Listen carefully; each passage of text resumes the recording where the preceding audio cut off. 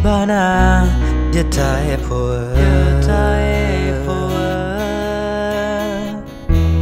họ là thứ gì khóc lô là yêu khô bờ thứ quý kê nơ mẹ thì phô lời yêu con ở từ ba xa cô từ sâu ye lo Poe Eh Doh na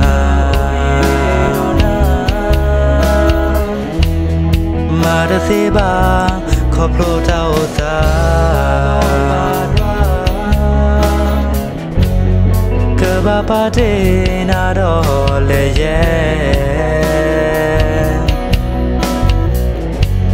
suy qua cơ lưu ta thu ple thế thôi ye khó thoa quý nơ mẹ thì nó họ là thứ gì mà ba đôi yêu ta cơ lệ ba sợ lo suy ta được lo giờ mi tới đi này cơ hay kia cơ đa mi ta mừng là nó có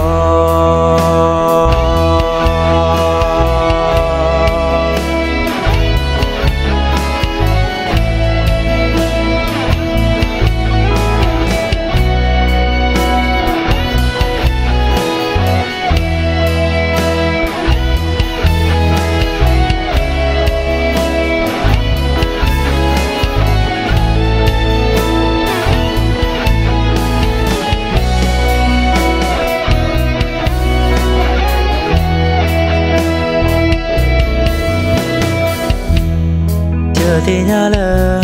ta tới yêu tập hà đời số đời lo cơ mà dần bụi bơ ra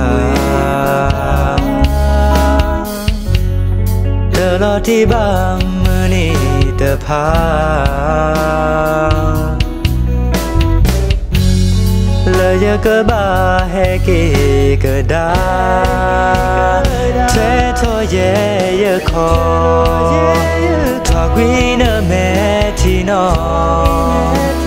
họ là thứ gì họ mà ba đôi yêu ta cơ lệ ba sợ lo su than được lo giờ mi tới đi này